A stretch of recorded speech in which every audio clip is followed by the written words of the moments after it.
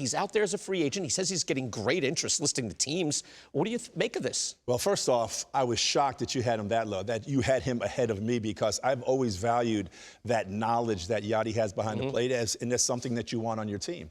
But this is a guy who's played 17 years. His resume is kind of off the charts. 2-time world champion, 9 Gold Gloves, 9 All-Star games. He's caught since 2005. Get this, he's averaged 123 games a year, starts. Not including the other games that he gets in. So he just brings so much more to the table. So when people talk about handling a pitching staff, it's not handling a pitching staff, it's managing a pitching staff. If you're a coaching staff and you have Yadi behind the plate, it's like having a manager out there. And this guy just brings so much more to the table, and just, and I can't say those things about every single catcher, but it's the 17 years of accumulated understanding and experience and knowledge. If you're a rookie pitcher and you show up for the St. Louis Cardinals, you just go out there and you remove everything from your mind except executing the pitch that Mr. Molina just called. Look, he says, Tom, Yankees, Mets, Padres, Angels have been interested, have come calling. Cardinals still interested too. What do you think the market will say?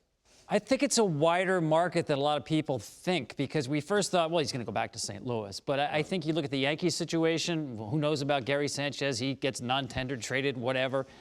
The Angels, to me, are a really good fit, a veteran catcher there. I mean, they're not going to take a step back and, quote-unquote, rebuild. And his brother, Benji, is there with the Angels system as a coach. So there's a lot of teams you can help because of what Val said. Because I think the game so much is dependent on processing information as pitchers. If you can remove kind of a big part of that thought process by having a guy behind the plate who's basically a computer back there, that really helps your entire pitching staff. I've never seen a catcher control a baseball game the way that Yadier Molina does. I compare it to, like, you watch college basketball. To me, the college basketball coach has more of an influence than like any other coach. Calling timeouts, substitutions, they have to listen to him. Yadi's kind of that impact on a baseball field. He can slow the game down. He can, especially as Val alluded to, pull a young pitcher through a really tight situation early in the game. You look up and the guy's still out there in the 5th inning. That's got a lot to do with Yadier Molina. I don't know what your numbers do to take that into account, but people who watch these games know the impact that he has.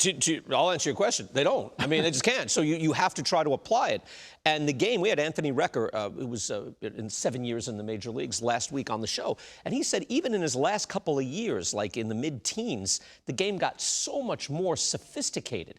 So is he, let me ask you this, is he a top 10 catcher in the game? I think he is. And to Anthony's point, he's right. I think that we as baseball, the industry, ask catchers to do so much now that the offense has really gone down.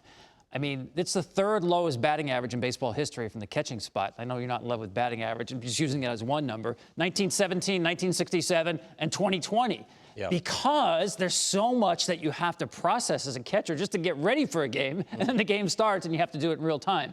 So having a guy who's got his master's degree in that, like Yadi, you're ahead of the pack. I mean, it was not that it was simple back in your day. No, you had to do it on your own. Now you have to bring all that information and then funnel it out on the field.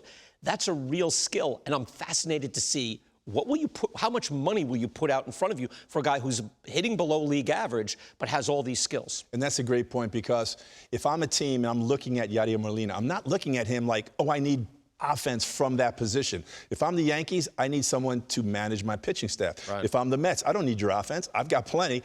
I need someone behind the plate, because that's where they have really been kind of down for the last couple of years with Wilson Ramos behind the plate. So he brings things to the table that every team needs.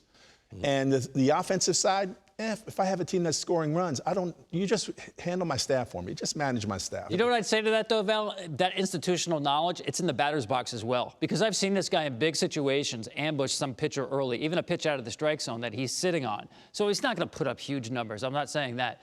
But in key spots, he's thinking along with that pitcher out there and has made himself into a tough out in big spots.